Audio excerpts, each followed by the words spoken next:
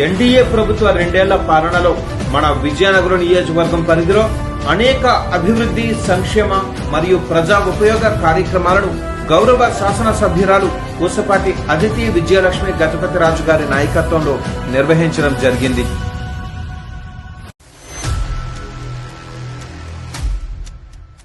గత వైసీపీ ప్రభుత్వం రహదారులను పూర్తిగా నిర్లక్ష్యం చేసి చెరువులను తలపించేలా గుంతలు రహదారులుగా మార్చారు. ముఖ్యమంత్రి శ్రీ నారా చంద్రబాబు నాయుడు గారి నాయకత్వంలో కూటమి ప్రభుత్వం వచ్చిన వెంటనే నిధులు కేటాయించి గుంతలు లేని రహదారులను నిర్మించారు. 2 ఏళ్లలో విజయనగరం నియోజకవర్గం పరిధిలోని కోట్లాది రూపాయలతో రహదారులను నిర్మించడం మరియు అభివృద్ధి చేయడం జరిగింది.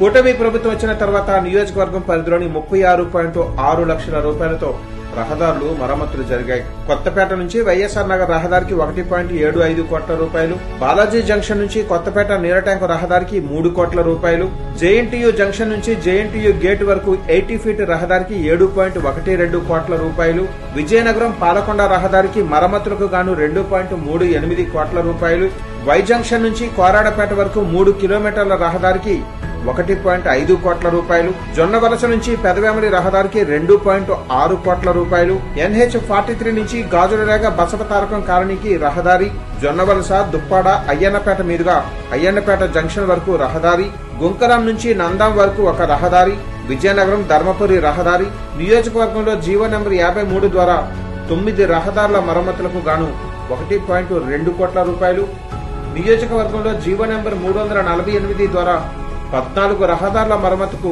4.1 కోటి రూపాయలు, నియోజకవర్గంలో జీవో నెంబర్ 349 ద్వారా 9 రహదారుల మరమ్మతులకు గాను 67 లక్షల రూపాయలు మంజూరు చేసి అభివృద్ధి చేయడం జరిగింది. ఇక పంచాయతీరాజ్ రహదారుల విషయానికి వస్తే గ్రామీణ బీటీ రహదారుల కోసం జీవో నెంబర్ 309 ద్వారా 3.25 కోట్ల రూపాయలు, చిల్లపేట నుంచి దుప్పాడ బీటీ రహదారి కోసం 1.9 కోట్ల రూపాయలు, రాకోడు జంక్షన్ నుంచి రాకోడు గ్రామం రహదారి కోసం 50 లక్షల రూపాయలు, జొన్నవలస నుంచి సారిక రహదారి కోసం 85 లక్షల రూపాయలు మంజూరు చేశారు. జీవో నెంబరు 64 ద్వారా 7 రహదారులకు గాను 7.67 కోట్ల రూపాయలు ఖర్చు చేశారు. NH26 నుంచి మలిచెర్ల రహదారికి 1.07 కోట్ల రూపాయలు, NH26 నుంచి చింతలవలస రహదారికి 2 కోట్ల రూపాయలు, చింతలవలస నుంచి బియ్యాలపేట ధర్మపురి రహదారికి 87 లక్షల రూపాయలు, గుంకలాం రామవరం రహదారికి 78 లక్షల రూపాయలు, రామనారాయణం జంక్షన్ నుంచి గొల్లలపేట రహదారికి 77 లక్షల రూపాయలు, సారిక నుంచి గుండాలపేట రహదారికి 43 లక్షల రూపాయలు, కోరుకొండ సైనిక్ స్కూల్ జంక్షన్ నుంచి కోరుకొండ పాలెం మీదుగా పెదవేమలి జంక్షన్ రహదారికి 1.75 కోట్ల రూపాయలు ఖర్చు చేయడం జరిగింది. విజయనగరం మండలం కోరుకొండ గ్రామంలో రైల్వే ఓవర్ బ్రిడ్జ్ నిర్మాణానికి నిధులు మంజూరు జరిగాయి. గత టీడీపీ ప్రభుత్వం గూడిషెడ్ జంక్షన్ లో నిర్మించిన రైల్వే అండర్ బ్రిడ్జ్ ను నిర్మించడం అయితే జరిగింది.